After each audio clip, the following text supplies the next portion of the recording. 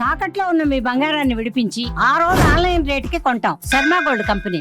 నమస్కారం, welcome to Suman TV. నేను గీతాంజలి. ప్రస్తుతం మనతో పాటు ప్రముఖ ఆధ్యాత్మికవేత్త, ప్రవచనకర్త డాక్టర్ విద్వాన్ అమరవాది శేషయ్య గురువు గారు ఉన్నారండి.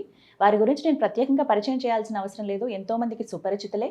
ఎన్నో పుస్తకాలు రాశారు, స్వయంగా వారే రచన చేసి ఎన్నో పాటలు పాడారు. అంతేకాకుండా శ్రీకృష్ణ పరమాత్ముడి పైన PhD కూడా చేశారు వారు. అంతటి పరిజ్ఞానం వారికి ఉంది. మరి వారిని అడిగి వారి వ్యక్తిగత విషయాలు అలాగే సమకాలీన అంశాలపైన వారి మాటలు విని తెలుసుకుందాం. గురుగారు నమస్కారం అండి. చాలా సంతోషం బంగారు. గురుగారు, శ్రీరాముల వారు. అవును, జై శ్రీరామ్. జై ఆ మాట శ్రీరామ్ అంటే తల్లి. చాలు తప్పకుండా అమ్మా, ఎక్కడ లేని సంతోషం, ఆనందం చాలా అనిపిస్తుంది. ఆనందం అమ్మా. ఎందరికో ఆదర్శం అవునమ్మా, మన ఆరాధ్య దైవం తప్పకుండా శ్రీరామచంద్రుడు. తప్పకుండా తల్లి. రామో విగ్రహవాన్ ధర్మ అవును అంటారు. తల్లి, అంటే ధర్మానికి ఒక నిలువెత్తు రూపాన్ని మలిస్తే అంతే. అది రాముడే అవుతారు అని. అయోధ్య రాముడు, అరవింద సోముడు. నిజం అదైతే. మరి ఆ. రాముల వారి గురించి ఉం. ఎన్నో విషయాలు ఉంటాయి, అన్ని తెలుసుకోవాలన్న కోరిక మా అందరికి ఖచ్చితంగా. మీ ద్వారా. తప్పకుండా మరి తల్లి. ఏం చెప్తారు రాముల వారి తత్వం ఏంటి, అసలు ఎలా తెలుసుకోవాలి, వారి గురించి ఏమి తెలుసుకోవాలి? ఒక్క శ్లోకంతోనే రాముడి యొక్క గుణగణాలు తెలిసిపోతాయి. శ్రీరాఘవం దశరథాత్మజమప్రమేయం సీతాపతిం రఘుకులాన్వయరత్నదీపం ఆజానుబాహు అరవిందదళాయతాక్షం రామం నిశాచర వినాశకరం నమామి. ఒక్క ఈ శ్లోకములోనే రాముడి రమయితీతి రామ, రాముడి అందం మరొకటి లేదు.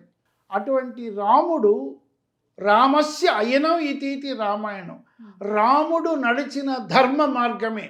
అందుకే రామో విగ్రహాన్ ధర్మ అన్నాడు. భవభూతి అద్భుతంగా చెప్పాడు. సీతాయ చరితం మహత్ అన్నారు. ఈ రెండూ కూడా అద్భుతంగా మనకు చెప్పబడిన విశేషాలు. ఈ రామో విగ్రహం ధర్మ అనే విషయం కూడా మనకు ఎదుటి శత్రువులే బట్టి మనకు చెప్పబడిన సుగ్రీవాదులు వర్ణించినటువంటి విధంగా చెప్పబడినటువంటి విధంగా భవభూతి చెప్పిన ఉత్తర రామచరితలో ఈ మాట అంటాడు. మరొక్కటమ్మా, ఇంకొక విషయం మనం చెప్పుకోవాలంటే, భగవంతుడు మనను రక్షించడం కోసమే స్థితికారకుడైనటు విష్ణు వషత్కారో భూత భవ్య భవత్ప్రు అంటూ అటువంటి స్థితికారకుడైన వాడు మనకు మానవ అవతారములో దాల్చి పొందినటువంటి ఏకైక అవతార పురుషుడు శ్రీరాముడు. అవతరణ అంటే పైనుంచి కిందికి దిగుట అని అర్థం నాన్న.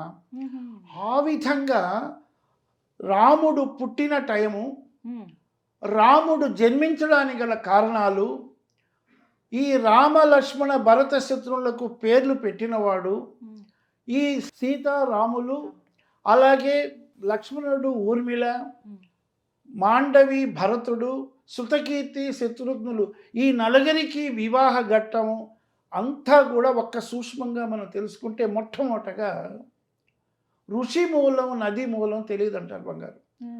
ఆ విధంగా రామాయణములో ఋషులకు రాజులకు ఉన్న అవినాభావ సంబంధం సూక్ష్మంగా మనకు తెలుసుకుంటే, వశిష్ఠుడు నవబ్రహ్మలలో ఒకడు, అలాగే విశ్వామిత్రుడు, ముఖ్యంగా చెప్పాలి అంటే ఋష్యశృంగుడు. దశరథుడికి సంతానం కావాలంటే మొట్టమొదట పుత్రకామేష్టి యాగం చేయించినవాడే ఋష్యశృంగుడు. అంటే అది మన మూలానికి వెళ్ళాలి. ఆ తర్వాతని వాళ్ళ గుణగణాలు ఎలా మనం చెప్పుకుంటాం. అందువలన ఇక్ష్వాకు వంశానికి కుల దైవము కుల గురువు, ఈ మాట రాముడు చెబుతాడు. ఎవరికి చెబుతాడంటే సుగ్రీవాదులకు చెబుతాడు. తన గురించి పరిచయం చేసుకునేటప్పుడు నేను పలాని వాణ్ణి, పలాని విధంగా ఉంటానని అని మాకు వశిష్ఠుడు కులదైవము కులగురువు అంటాడు. ఆ విధంగా రాముడికి ఇంత గొప్పనైనటువంటి ఆదర్శ గుణం కావాలంటే మనకు తల్లి తండ్రి గురువు ముఖ్యం. తల్లి మొదటి గురువు. నవమాసాలు మోసి తన పిల్లవాడి యొక్క యోగక్షేమాలు కొలుకునే తల్లి మొట్టమొదటి గురువు. గకారం అనేటువంటి అజ్ఞానం అనే చీకటిని తొలగొట్టి రకారం అనే జ్ఞానజ్యోతిని చూపేవాడు గురువు. గురు బ్రహ్మ గురు విష్ణు గురుదేవో మహేశ్వర గురు సాక్షాత్ పరబ్రహ్మ తస్మై గురువే నమో. అందువలన వశిష్ఠుడి యొక్క పాత్రని గల మనం రామాయణంలో తీసుకుంటే రాముడు ఎటువంటి ధర్మనిష్ట గరిష్ఠుడు అనడానికి మొట్టమొదటిగా తెలుస్తుంది. రెండవది విశ్వామిత్రుడు సీతా స్వయంవరానికి తీసుకుపోవడానికి గల అంటే ఒక్కొక్కరు ఒక్కొక్క విధంగా ఆపాదించబడ్డారు. ఈ యొక్క వశిష్ఠుడు సంతానం ఏర్పడిన తర్వాత వీరి నలుగురికి నామకరణం చేసినవాడు వశిష్ఠుడు. రాముడు అనేటువంటి పేరు మొట్టమొదట చెప్పినటువంటి వాడు వశిష్ఠుడు. ఈ నలుగురికి దశరథాత్మజులని ఇది మనం ఎందుకంటే మనకు ఋషులు ఏ విధంగా ఆదర్శవంతమైన దేవతా మూర్తులకి ఒక గురువు, ఏ విధంగా ఈనాడు ఎంత గొప్ప ప్రపంచానికి రాజైనా భారతదేశానికి ప్రెసిడెంట్ అయినా ఒక గురువు దగ్గర చదువుకున్నట్లు అవతార పురుషులకే గురువు అయిన వాళ్ళు ఋషులు. అది మనం మర్చిపోడు. ఆ అందుకనే మనకు ఋషులు వేదశాస్త్ర పురాణ ఇతిహాస కావ్యాదులలో ముఖ్యమైనటువంటి విధంగా నాటి వేదస్థులే జ్ఞానస్సులు. వారు ఇచ్చినటువంటి ఋగ్వేద యజుర్వేద సామవేద అధర్వణ వేద వేదవ్యాసుడు మనకు విభజించిన వాడు వేదవ్యాసుడు, వశిష్ఠుడి యొక్క మనవడు, మునిమనవుడు. కాబట్టి ఇప్పుడు మనం చెప్పుకుంటే మీరు అడిగిన ప్రశ్నలో రాముడు ఉత్తమమైన వాడు కావడానికి చాలా గుణాలు ఉన్నాయి. ఎందుకంటే ముఖ్యంగా చిన్న వయసులో చాలా ఉన్నాయి విషయాలు, మనం సూక్ష్మంగా 4-5 చెప్పుకుంటాం. ఒక్కొక్క ఘట్టంలో బాలకాండలో ఎలా ఉన్నాడు, అయోధ్యకాండలో ఎలా ఉన్నాడు, అరణ్యకాండలో ఎలా ఉన్నాడు, కిష్కింధకాండలో ఎలా ఉన్నాడు అనే ఘట్టాన్ని మనం తీసుకొని తన సుందరకాండ ఆంజనేయుడు పోయేస్తాడు, యుద్ధకాండలో ఫైనల్. అందులో మన బాలకాండలోనే తీసుకుంటే ఎప్పుడైతే వశిష్ఠాదులందరూ నామకరణం చేసి దశరథులను వెలిగేటప్పుడు అటువంటి వశిష్ఠుడి తర్వాత విశ్వామిత్రుడు తన యాగ సంరక్షణ కోసం వస్తే దశరథుడికి ఇష్టం లేదు. అయినా కూడా ఒప్పజెప్పి పోయిన తర్వాత పసి బాలురు అక్కడ అనేకమైనటువంటి ధనుర్విద్యా రహస్యాలు రామలక్ష్మణుడు తెలిపినవాడు విశ్వామిత్రుడు.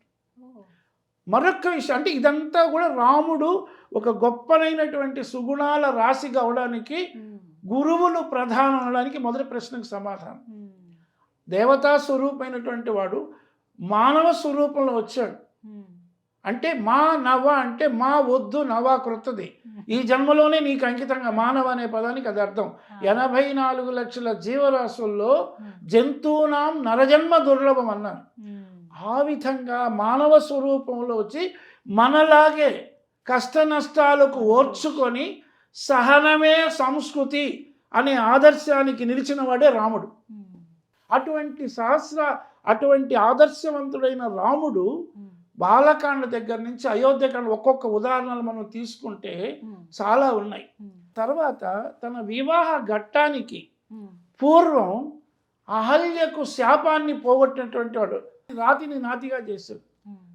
ఆ తర్వాత సీతారామ కళ్యాణంలో కూడా ఆ శివధనస్సు విరవడానికి కూడా గురువుని అడిగి వెళతాడు. అంటే గురువు అంటే ఈనాటి యొక్క సామాజిక స్పృహలో కూడా నేటి విద్యార్థులు కూడా తెలుసుకోవాల్సి ఉంటే గురువు చెప్పిన మాట గురి అయిన మాట, గురి చూపువాడు గురువు. నాడు అవతార పురుషుడైన రాముడు అంతే. ఇంకొక సూక్ష్మంగా ఒక్క మాట చెప్పాలంటే కృష్ణుడిని తీసుకుంటే కూడా నందకిషోరుల దగ్గర ఉండేటప్పుడు గర్గ మహర్షి కృష్ణుడికి బలరాముడికి పేరు పెడతాడు. గర్గ మహర్షి అంటే గురువుల యొక్క ప్రాధాన్యత అవతార పురుషులుగా ఉన్నది అనడానికి ఎటువంటి శ్రేష్ఠుడైనా సరే తల్లి తండ్రి గురువు దైవం. దేవుట అంటే వెతకుట. మనకు ప్రహ్లాదుడు చెప్తాడు, ఇందుగలడు అందులేడని సందేహము వలదు చక్రి ఎందెందు వెతకి చూచిన అందందేగలడు. దేవుట అంటే వెతకుట అని అర్థం. ఈ విధంగా మనకు ఒక ప్రక్రియ భారతీయ తత్వశాస్త్రం ఒక యోగ శాస్త్రంగా చెప్పిన భగవద్గీత కూడా కృష్ణ పరమాత్మ ఒక గురువుగానే చెప్పడానికి ఆయన జగద్గురు అన్నాం. ఇట్లా మనం మొట్టమొదట అవతార పురుషులకు కూడా గురు స్వభావం గురువుగా ఉన్నవాళ్ళు ఋషులు. కాబట్టి అటువంటి ఋషులు మనకు అందించిన జ్ఞాన భిక్ష వేదాలు శాస్త్రాలు. అర్థమై పురాణాలు అది. అయితే కాబట్టి మొట్టమొదట మీరు అడిగిన ప్రశ్నకి రాముడు సుగుణాభిరాముడు కారడానికి మొట్టమొదట ఋషులు కారకులు. ఇది నాన్న మొదటి ప్రశ్నకి సమాధానం. అయితే ఇప్పటి తరం వారు రాముల వారి నుంచి ఏం నేర్చుకోవాలి? తప్పకుండా ఒక్క విషయం, నాడు తండ్రి చెప్పాడు అంటే బలవంతంగా తండ్రి కూడా చెప్పలేదు. కైకేయికి 2 వరములు ఇచ్చిన తర్వాత కైకేయి యొక్క అంతఃపురంలో ఉండేటప్పుడు రాముణ్ణి పిలిపిస్తుంది కైకేయి. మీ విధంగా నాకు రేపటి లోపల నువ్వు ఇప్పుడే వెళ్ళిపోవాలంటుంది. నారచీరలు గట్టు అందిస్తుంది. దశరథుడు చెప్పడు. నీవు 14 ఏళ్ల అరణ్యవాసం, భరతుడికి పట్టాభిషేకం అనే విషయం నాడు ఆ యొక్క రాముడికి కైకేయి చెప్పినప్పుడు అందులో ఏమంటాడు? నా తండ్రి యొక్క పితృవాక్య పరిపాలన చేయడం నాకు ధర్మం అంటాడు. అంటే ఇక్కడ మనం ఏం చేయాలి?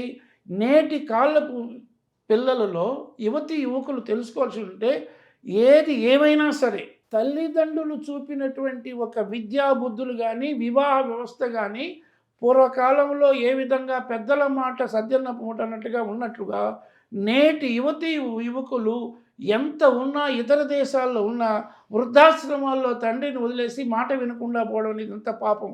కానీ అదే రాముడు మా నాన్న ఏం చెప్పేది నేను పోలేదని అంటే ఇంతవరకు రామాయణం లేదు, సీతా పరిత్యాగం లేదు, లంకా వాసం లేదు, రావణాసుని వదలేదు, పట్టాభిషేకం లేదంటే ఒక్క పితృవాక్య పరిపాలకుడు అనేటువంటి కాబట్టి రామో విగ్రహం ధర్మ, ఆ ధర్మాన్ని పాలించాలంటే నేటి సమాజం రాముడు మనకు ఆదర్శవంతుడు.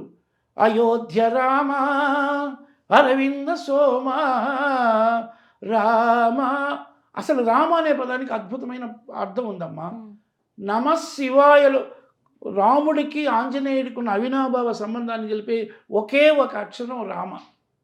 ఎందుకంటే నమశివాయలో ఉన్న మా, అష్టాక్షరి అయిన నమో నారాయణలో ఉన్న రా కలిపితేనే రామ. ఎందుకంటే ఈ పదాన్ని ఎలా వాడారంటే ఒకప్పుడు బోయవాడగా ఉన్నటువంటి వాల్మీకి పూర్వ చరిత్రలో దారిలో ఉండేటువంటి వాళ్ళందరూ అడవిలో ఉండి కాచు అందరినీ దెబ్బలు కొట్టి దోచుకునేవాడు.